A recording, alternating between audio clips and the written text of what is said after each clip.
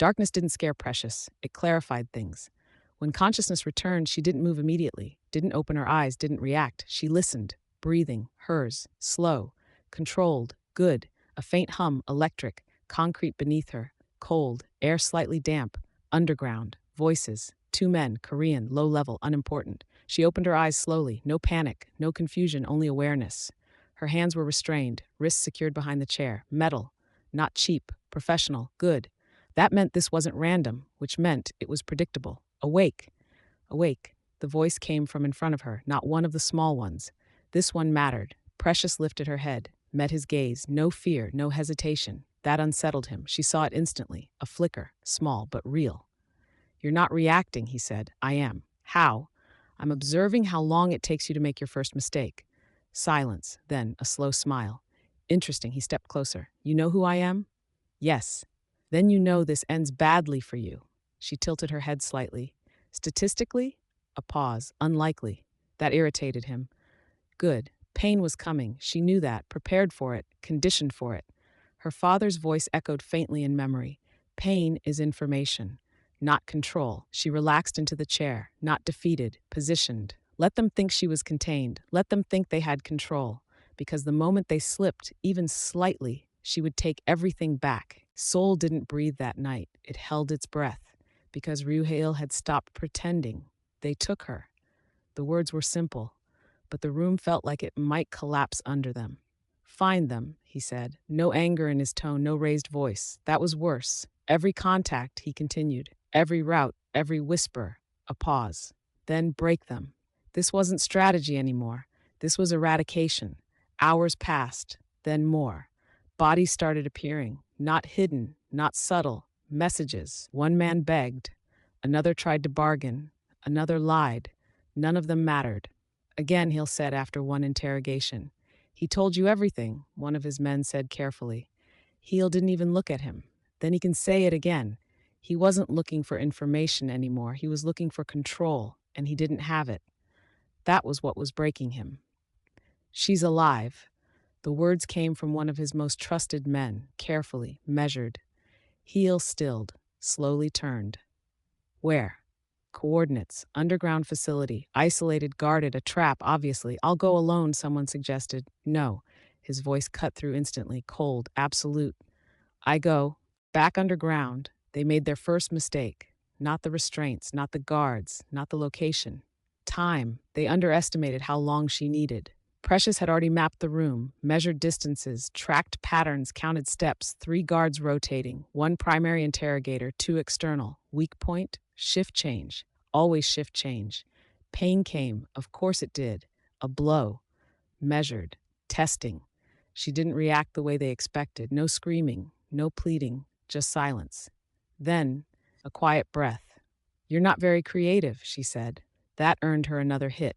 Stronger. Her head snapped slightly to the side, but when she looked back, her eyes were still clear, still focused, still present. That unsettled them more than resistance ever could. You think someone's coming for you? The man asked. Precious's lips curved faintly, not hopeful, not desperate, certain. I know he is. That confidence, that certainty, that was their second mistake, because it meant they didn't understand what they had taken. Rescue comes. The first man didn't even see it coming. A single shot, clean, silent. Then chaos. Hale didn't enter like a man. He entered like a consequence. Precise, efficient, brutal. Every movement had one purpose, get to her. Guards dropped before they could react. Doors forced open, walls marked with violence. Nothing slowed him. Nothing mattered. Until he saw her. Restrained, bruised, still, alive. Everything stopped for half a second. Then everyone else died. No mercy, no hesitation, no restraint. By the time he reached her, there was no one left standing. Silence fell hard, heavy, final. He stopped in front of her, closer now, but not touching yet, like he needed to confirm she was real. Precious lifted her head, met his gaze. You took your time, she said softly. That broke something. He moved instantly, cut the restraints, hands firm but careful, too careful for someone like him. You're hurt, he said. I'm fine. You're not. I handled it, the same words, again. But this time, he didn't argue. His hand came up, rested briefly against her face, not checking, not assessing, grounding. "You don't get taken," he said quietly. She held his gaze, and yet his eyes darkened. Dangerous, but not at her, at the world. Then he pulled her into him, not gentle, not soft, desperate, one arm around her back, the other at her neck, holding her there like letting go wasn't an option anymore. Precious didn't resist, didn't pull away.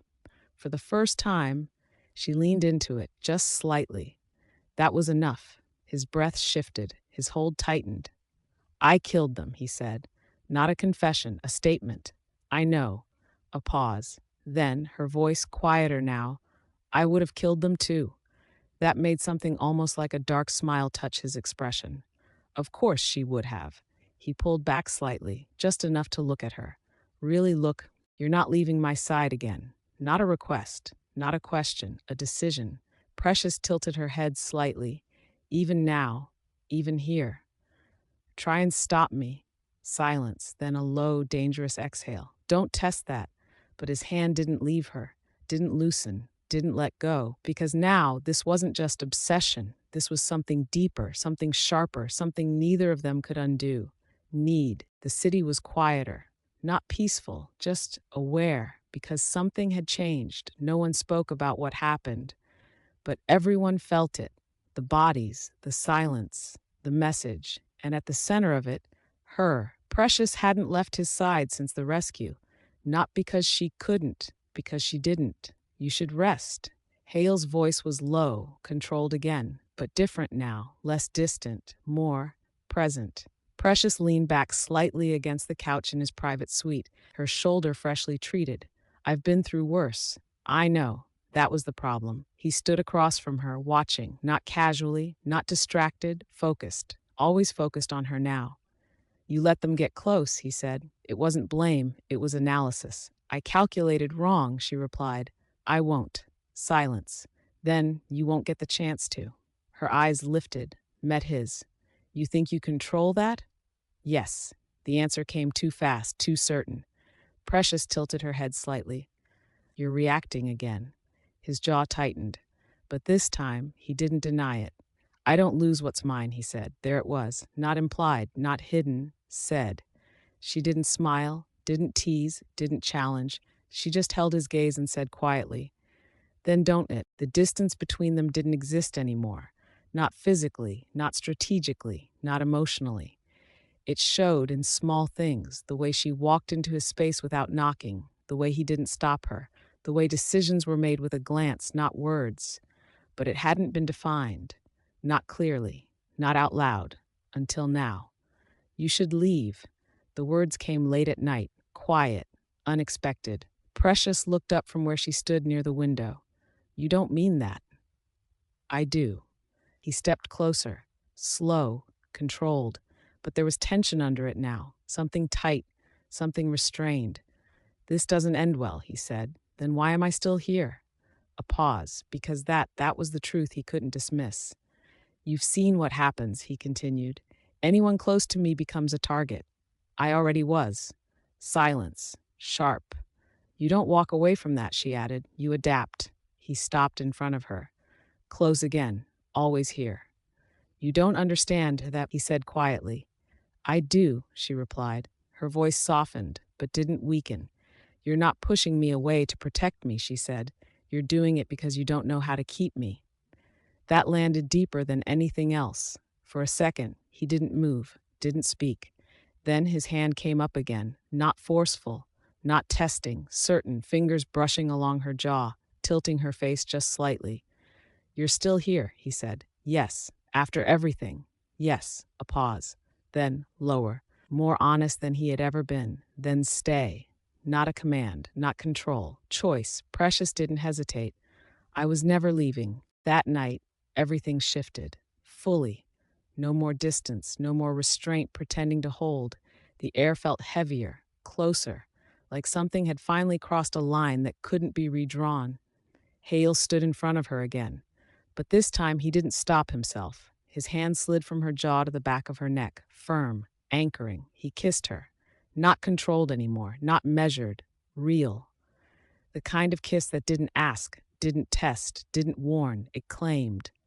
Precious responded instantly, not resisting, not yielding, meeting him fully. Her hands found his shoulders, steadying, not from weakness, but from the intensity of it. He pulled her closer, no space left between them now. Everything slowed, but deepened. His touch wasn't rushed, wasn't careless. It traced, learned, memorized, like he was understanding her the way he understood everything else, through contact, through presence, through certainty. When he pulled back, it wasn't far. Their foreheads nearly touched again, breath close. "You're mine," he said. Not softly, not gently, but not cruelly either. Truth. Precious's eyes held his, unshaken. "I chose that," she replied. That changed everything because it wasn't possession forced. It was possession accepted, returned. His hand tightened slightly at her waist. "Then don't disappear again." Her voice dropped, quieter now. "Then don't let me." And this time, he didn't pretend he could let her go. The peace didn't last. It never did. Because while Hail had been tearing the city apart, someone inside his organization had been watching, waiting, and now moving. The information leak, the ambush, the capture, too clean, too precise. Precious saw it first. Again, "It's not external," she said. Heel looked at her, already knowing. "Internal," he finished. A pause. Then his voice dropped, which means, "Someone close," she said. Silence filled the room, because that was the most dangerous kind of enemy. Not someone trying to break in, someone already inside. Hale's expression didn't change, but something colder settled in, something final. "Call everyone in," he said. Not loud, not dramatic, deadly. "We end this." Across the city, a storm was building. Not chaos, not war, elimination. And this time, they would face it together. Not as allies, not as something undefined, but as something far more dangerous. A bond built on blood, choice, and power. No one was late. No one dared. The entire upper circle stood in the main conference room. Silent. Still. Watching. They all knew what this was. Not a meeting. A judgment. Ryuhei Il stood at the head of the table, expression unreadable. Precious stood at his side. Not behind. Not separate. That alone said enough. "Someone betrayed me." The words landed flat. Heavy. No one spoke. No one moved. "Someone," he continued, "gave my location." A pause. Then. "Someone helped them take her." Now. The room shifted.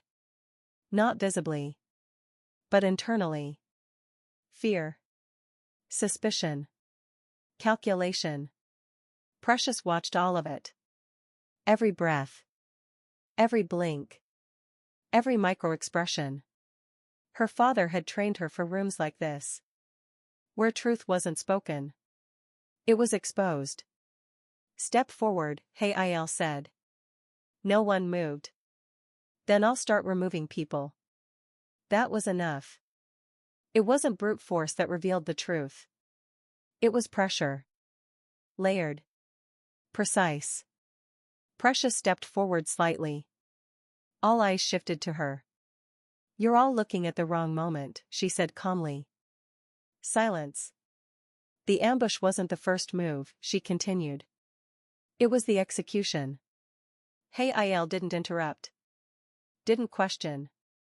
He let her lead. That alone changed everything. "The leak started earlier," she said. Small adjustments. Minor route changes. Information that seemed insignificant. She walked slowly around the table. Measured. Controlled. Which means the traitor didn't act suddenly. A pause. They'd been here. Watching. Waiting. One of the men shifted. Barely. But enough. Precious stopped. There. Her eyes locked onto him. Not accusation. Not yet. Certainty. "You," she said quietly. The room froze. The man laughed. Too fast. Too forced. You're guessing. No, she replied. A step closer. You looked at him, she said. When he mentioned me. A pause. Not surprised. Not confused. Her voice lowered slightly. Concerned. Silence. That's because you knew I was taken, she finished. The air cracked. The man didn't deny it. Not immediately. He looked at Hail. Not afraid. Disappointed. I built this with you, he said. That. That made it worse. Years. Trust. Loyalty. All of it. Broken. You became weak, the man continued. You let her in. You changed. Hail didn't react. Didn't move. But something behind his eyes shifted. You exposed us, the traitor said. Made us vulnerable. Precious didn't speak. Didn't defend. Because she understood something he didn't. Hail hadn't become weaker. He had become more dangerous. Who are you working with? Hail asked. A pause. Then. A smile. People bigger than you. That was enough. Hail stepped forward. Not fast. Not aggressive. Final. You made one mistake, he said quietly. The man's expression flickered. You thought I'd hesitate. It wasn't chaos. It wasn't a fight. It was execution. The traitor moved first. Desperate. Too late. He didn't make it 2 steps. Gunfire echoed once. Clean. Precise. Silence followed instantly. The body hit the ground. No one moved. No one spoke. Because they all understood now. This wasn't just punishment. This was a reset. Hail turned slowly. Looked at every single person in the room. If there's anyone else, he said, voice low, this is your last chance. No one stepped forward. Of course they didn't. Then we move forward, he said. Not forgiveness. Not trust. Control. Absolute. The city learned quickly. The betrayal. The purge. The silence after. And something new. Her. Precious stood beside him now, openly. Not hidden. Not questioned. Meetings. Deals. Territory negotiations. She was there. Not as decoration. Not as leverage. As power. They're watching you, one of his men said quietly. Precious didn't look up. They should. Hail glanced at her. They're trying to understand what you are, he added. Now she looked at him. And what do you think I am? A pause. Then. Honest. Mine. She didn't smile. Didn't soften. She stepped closer. Just slightly. And you're mine. That sealed it. Not ownership. Not control. Mutual claim. Soul didn't become safer. It became quieter. More controlled. More precise. Because now. There weren't just one force at the top. There were 2. Ryu Hail. Feared. Unmatched. Unforgiving. And Precious Simon. Unknown. Unpredictable. Unbreakable. Together. They didn't balance each other. They amplified each other. Standing over the city one last time. Lights stretching endlessly below. Hail spoke quietly. You changed everything. Precious didn't look away from the skyline. No, she said. A pause. I chose it. And that. That was the truth of them. Not fate. Not accident. Choice. With time. Power didn't stay still. It spread. Seoul was no longer enough. Not for Ryu Hail. Not for Precious Simon. Hong Kong is unstable, one of the advisors said carefully. Tokyo is watching. Singapore is consolidating. Precious stood near the window, overlooking the city that had already bent to them. Good, she said. The room stilled slightly. Instability creates opportunity, she continued. Fear creates openings. And hesitation. A faint pause. Creates loss. Hail watched her. Not like before. Not with curiosity. Not with resistance. With recognition. She wasn't adapting to his world anymore. She was expanding it. We don't move blindly, one of the men added. No, Hail said calmly. His gaze shifted to Precious. We move precisely. A beat. Together. That word carried weight now. Not implied. Not avoided. Established. Power attracts power. And attention. They've noticed. The message came quietly. But it didn't need volume. Precious didn't need clarification. My father, she said. Hail didn't react immediately. He had heard about him. Not details. Just enough. A man who didn't build influence. He owned it. He won't approve, she added. I don't need approval. Her gaze shifted to him. No, she said. A pause. But he'll test you. That was inevitable. Hail stepped closer. Let him. Precious studied him for a moment. Then. A faint, knowing look. He will. The shift wasn't loud. It wasn't announced. It happened in decisions. In positioning. In presence. She stood beside him in every meeting now. Not as an addition. As a constant. Deals were made differently. Alliances formed faster. Enemies hesitated longer. Because they didn't understand her. And what people don't understand. They fear. You've changed the way they look at me, Hail said one night. Precious didn't look up from the documents in her hand. No, she replied. A pause. I've changed the way they approach you. That was more accurate. It didn't happen softly. Nothing between them ever did. It happened late. Quiet. But heavy. They stood in his private space, the city stretched beneath them like something already conquered. You're not leaving. Precious glanced at him. No.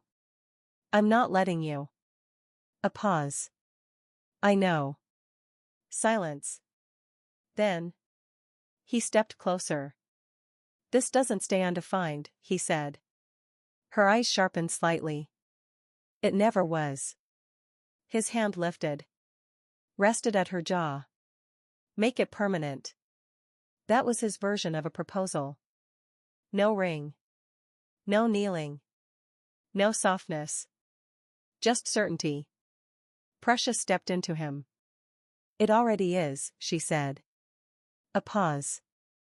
Then. Quieter. But I'll make it official. That was her answer. It wasn't announced publicly. It wasn't celebrated widely.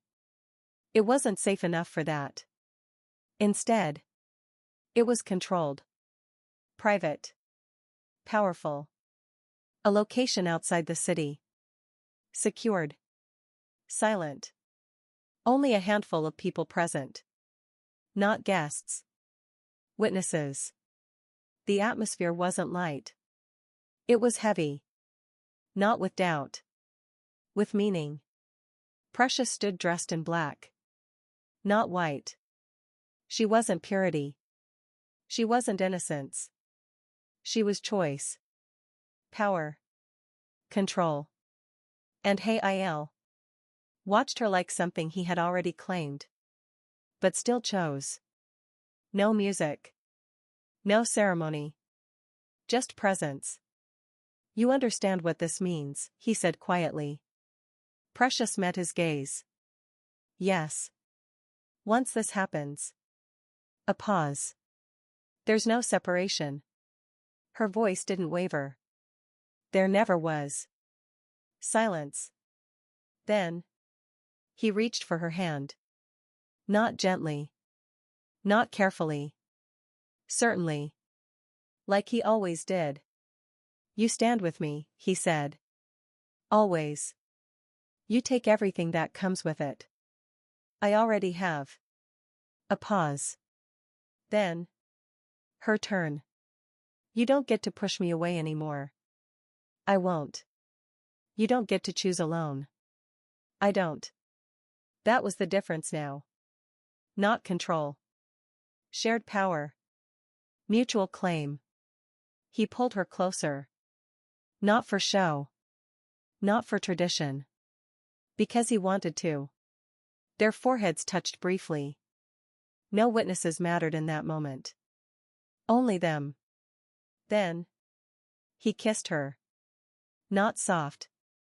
Not ceremonial. Real. Deep. Final. A seal. Not a promise. A fact.